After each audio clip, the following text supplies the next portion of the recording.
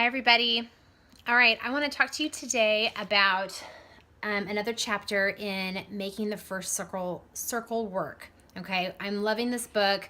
It's going to be one that I'm going to reference often. So if you haven't gotten it, you can get this on Amazon for about $10, or you can download it for free to print off, or not really to print off, but just to have it on your computer if you Google it online. So today we're going to talk about chapter 5 and 6. Watering the taproot, and then income producing activity. So the first thing, let's talk about what watering the taproot is. So the analogy behind the taproot, it says, is that all trees have a taproot, okay? And this is the main root that reaches deep in the earth to bring in water and nutrients to grow the tree. The deeper the taproot, the taller and the stronger the tree will grow above the ground. So this principle applies for duplication. So in our organization, we sometimes, and I was guilty of this, we sometimes will focus on our personal enrollees only, and that's kind of a top-down approach. With the Taproot Principle, you work from the bottom up, creating volume and excitement at the lower levels, which has a chain reaction on those above. So that's not to say that you don't want to help those people that you personally enroll or that are on your first level within your organization. Those are people that are some of my nearest and dearest friends and family. So those are really important individuals. A lot of those, though, a lot of those people that I personally enrolled are just loving their product and using them and aren't necessarily building a business, which is totally fine. But the principle of the Taproot is to go deep within your organization and find those people that are signing people up organically and that are, wanting to just start sharing. Those are the people that you want to work with to create deep, strong legs, deep, strong tap roots. Okay, so there's a couple ways to do this. So this book has a great little example. So let's say you have a home class, a home meeting that you do locally, and at that meeting, that meeting is at Jack and Sue's house, who are personal enrollees to you. Well, they have a guest named Abe and Becky, and they choose to join Young Living. You move the next meeting to Abe and Becky's house, okay, inviting Jack and Sue, some more friends, to attend. You let them know that you're going to be helping work down in their group, helping train them in the process until they're ready to take over. Suppose at that next meeting, Chris and Carmen join up, and you schedule the next meeting at their place, inviting both Jack and Sue and Abe and Becky, and you continue this process level by level, building momentum until someone, hopefully Jack and Sue, but not necessarily, takes it away from you, right? My goal is not to continue to be leading every single class for the same individuals. My goal is to show people how to present Young Living, how to share in a very duplicable way, very simple way, and then in time they'll be like how I was, where I was like, well, I could do that. I could totally just share the oils that I love and the starter kit. So that is the idea of the Taproot. So after every meeting, after every time that you meet with somebody, whether it's a group or individuals, just say, hey, I'm sure that you thought of some people that you love who would really benefit from these oils.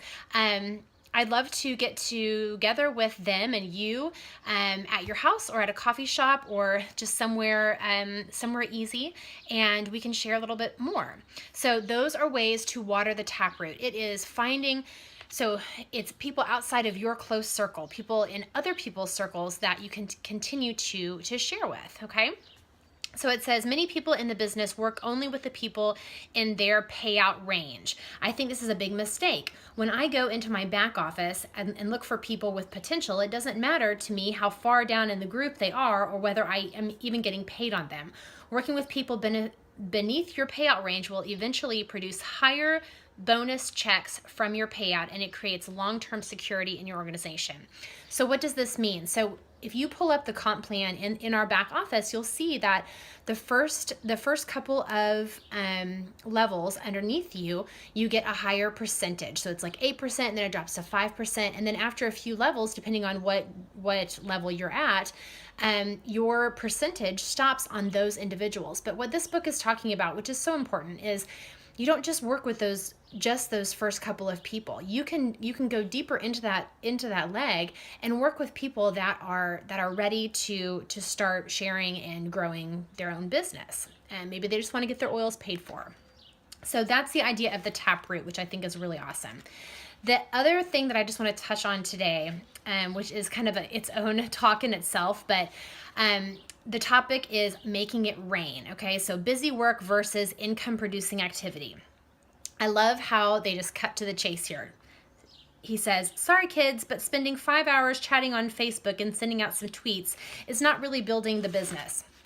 Checking your back office every 5 minutes to see what your volume is and if anyone signed up any new team members is not building the business.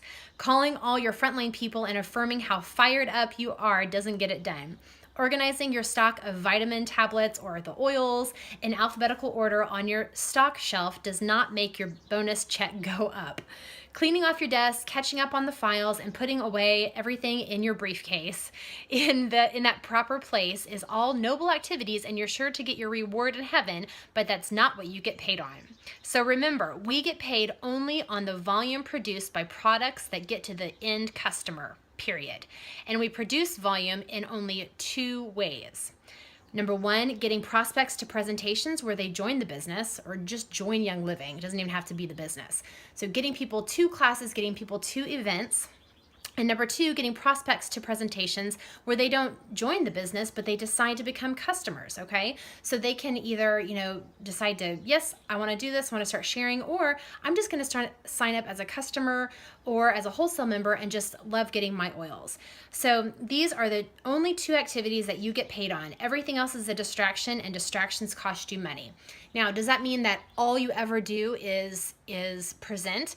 No, but that's kind of like the 80% that you want to be focusing on, and the other 20% is all the other stuff, is checking on people, just making connections, going out for coffee with people, keeping those relationships going. All of those are really important.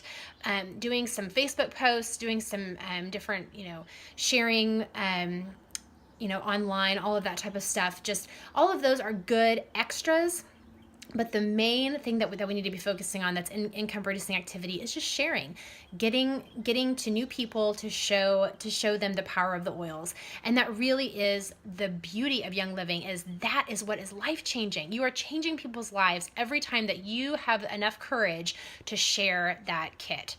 So I am forever grateful to my sponsor who shared the oils with me, because it forever changed my family's life. So I hope that was helpful. Remember to water that taproot. Remember to focus on income producing activity if you are doing this as a business. So thanks, guys. Have a great day.